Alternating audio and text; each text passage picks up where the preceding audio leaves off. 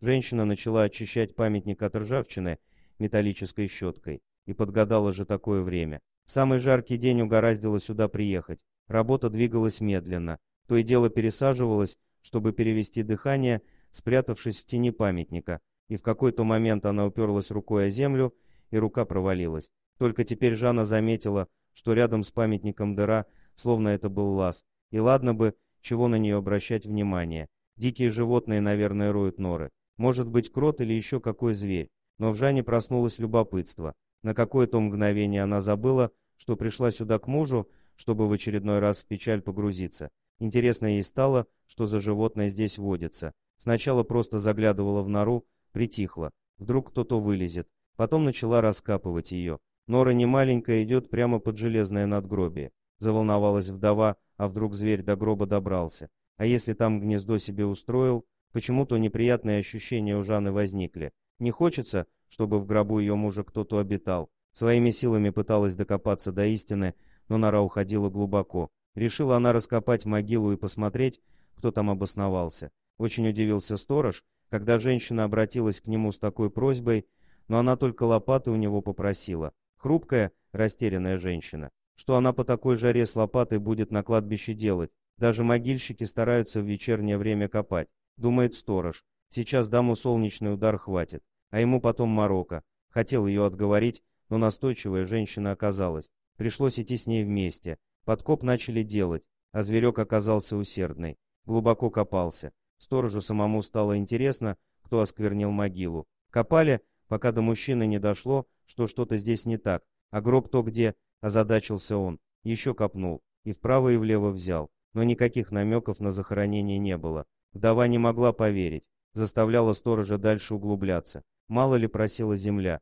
Глубина могла быть больше. С чего вообще сторожу знать, какая глубина у этой могилы? Но после очередной просьбы женщины копнуть еще немного, он бросил лопату, сказал, что нет в могиле ничего. Ни животных, ни гроба. Пусть вдова вспоминает, как похороны проходили. И как такое могло получиться? Сторож забрал лопату и ушел. А Жанна стояла в растерянности. Когда мужчины уже не было видно, она снова к яме кинулась. Еще руками землю поразгребала, а потом смирилась. К ее удивлению, она поняла, что могила действительно пуста.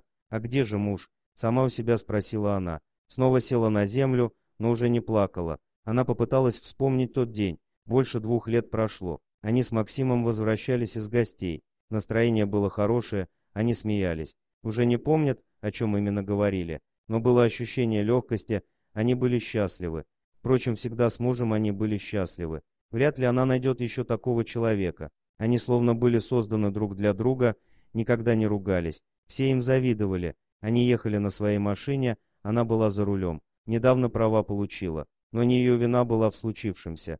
Это произошло в какие-то секунды. Неожиданно перед их машиной появился грузовик. Она ничего не могла сделать. Какое-то мгновение, когда она успела испугаться, увидев этот грузовик, который выехал навстречку. Потом вспышка и тишина. На похоронах она не присутствовала, поскольку была в коме. Месяц лежала, а потом очнулась. Для нее прошло всего одно мгновение. Вспышка света от фар грузовика, а потом она подскочила. Было страшно. Не хотелось открывать глаза. А потом голоса. Кто-то ее схватил за руку. «Тихо, тихо, ложись обратно», — успокаивал ее женский голос.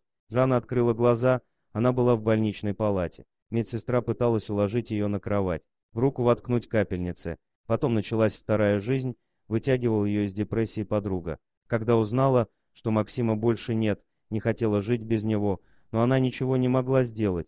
Висела ни здесь, ни там. «Ты что, голодом себя морить будешь?» — как-то психанула подруга. «Ты же себя убиваешь». Действительно, это было так глупо, и ничего это не давало. Лежит и оплакивает мужа, а вокруг все суетятся. Вряд ли Максим бы хотел, чтобы она так лежала овощной массой. Потом поняла, что она обуза. Боли не прекращались, как будто каток каждую ночь ее переезжал. Как только таблетки переставали действовать, все тело начинало ныть. Лежала пластом, пока не осознала, что нужно что-то делать. Она решила, что не может ходить.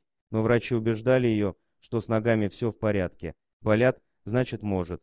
Впрочем, недолго она лежала в постели и страдала. Врачи не церемонились с ней, быстро объяснили, какие у нее есть варианты. Лежать плашмя или взяться за себя и привести себя в норму. Плашмя удобно. Не нужно ничего делать, но все атрофируется. И если она потом надумает поменять жизнь, то будет сложнее и вообще невозможно. А если браться за себя, то нужна реабилитация. А нормальная реабилитация стоит денег. Выбор был небольшой, и Жанне пришлось взяться за голову. Понятно, что нужно восстанавливаться, но все недешево. Кое-как сводила концы с концами. Вначале из-за физического состояния не могла на могилу мужа ездить, а потом работать пошла. Нужно же долги раздавать и вообще как-то жить. Но сейчас могила мужа у нее вызывала недоумение. Как такое могло произойти? Что было не так? Долго в голове все складывало, ничего не получалось. Мужа похоронили, ее друзья об этом сообщили. А был ли кто-то из них на похоронах? Сейчас уже и не вспомнит. Она старалась не говорить об этом. Тяжело было слышать о подробностях. Жанна попыталась что-то выяснить. Позвонила знакомым. Да, похороны были, но они только на поминки пришли. Какая-то дальняя родственница организовала все. У Максима родители уже умерли.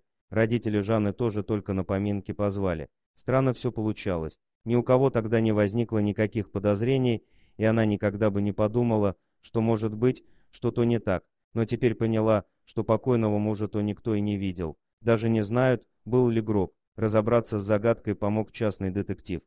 Дорогие друзья, если вам понравилось видео, поставьте лайк, а также подписывайтесь на канал, где найдете еще много интересного.